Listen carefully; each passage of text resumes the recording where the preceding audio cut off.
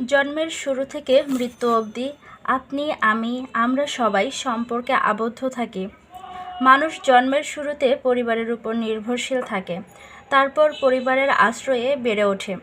একটা বয়সের পরে বিয়ে করে প্রত্যেকে আবার নিজের পরিবার গঠন করে। জীবনসঙ্গী সঙ্গিনী নিয়ে সবার মাঝে থাকে অনেক প্রত্যাশা।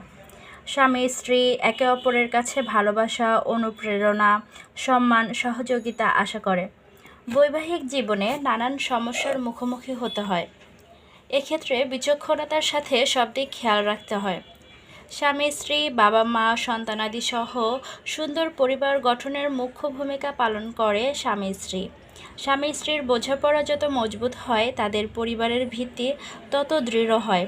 স্বামী স্ত্রী একটা পরিবার গঠনের ফাউন্ডেশন। তাদের উপর নির্ভর করে পারিবারিক সুখ শান্তি। সম্পর্কের মধ্যে সততা, সত্যবাদিতা ও বন্ধুত্বপূর্ণ পরিবেশ খুবই প্রয়োজন। একটা সুন্দর পরিবার, সবার সাথে সুসম্পর্ক আপনাকে জীবনে সুখী করার জন্য যথেষ্ট। অথচ আমরা সম্পর্কগুলোর প্রতি বড্ড উদাসীন। সুখ খুঁজে বেড়াই অন্যত্র। আমরা যা পাই তার প্রতি বরাবরই উদাসীন।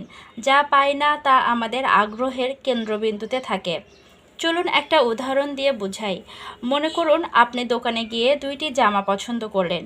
একটি জামার দাম আপনার সাধ্যের বাইরে, আরেকটার দাম আপনার সামর্থ্যের মধ্যে। আপনার সামর্থ্যের মধ্যে যে জামা, সেটা আপনি কিনলেন, কিন্তু তারপরও আপনার মন খুশি হবে না। খেয়াল করে দেখবেন আপনার মন পড়ে থাকে সেই জামাটার প্রতি যেটা আপনি কিনতে পারেননি। সেটা কিনতে না পারার কারণে কষ্ট পান। যেটা কিনেছেন সেটার প্রতি খুব একটা ভালো লাগা কাজ করে না। যেটা কিনতে পারেননি সেটার জন্যই মন খারাপ শুরু হয়ে যায়। এই ঘটনার সাথে নিজের মিল খুঁজে পাচ্ছেন? হ্যাঁ, এটাই অধিকাংশ মানুষের বাস্তব চিত্র। একইভাবে আমরা আমাদের সম্পর্কগুলোর দিকেও অমনোযোগী। আমরা ব্যস্ত সে সকল জিনিসের জন্য আফসোস করতে যা আমাদের কাছে নেই। আর এভাবেই একটা সময় জীবন ফুরিয়ে যায় ভুল পথে সুখের তালাশ করতে করতে। অথচ সুখী হওয়ার সব কটা উপাদান ছিল আমাদের কাছেই, আর তা হলো সম্পর্ক। কিন্তু কখনো সেই সুন্দর সম্পর্কগুলো নিয়ে ভাবার সময় আমাদের হয়নি। নিজেকে প্রতিষ্ঠিত করার দৌড়ে আমরা এতটাই ব্যস্ত যে কখনো বাবাকে জিজ্ঞেস করা হয়নি তিনি কেমন আছেন। মায়ের পাশে বসে 10 মিনিট গল্প করার সময় আমাদের হয়নি।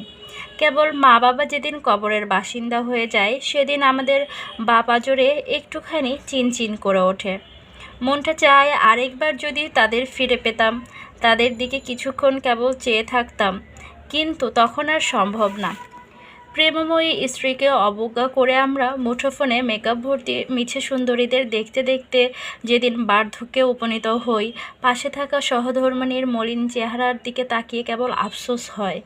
কেন যৌবনে তার সাথে প্রেম করিনি? কেন তাকে একটুখানি ভালো আচরণ দেখাইনি?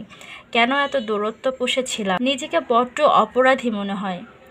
এত অবহেলার পরও সে কতটা শক্ত করে আমায় ধরে রেখেছে ভেবে আপ্লুত হই। সুখ তো সব তার মাঝেই আছে দেখছি, কিন্তু এখন তো পৃথিবী থেকে বিদায় বেলা চলে এলো। সারা পৃথিবী ঘুরে আমি এতদিন কোন সুখ খুঁজে গেলাম?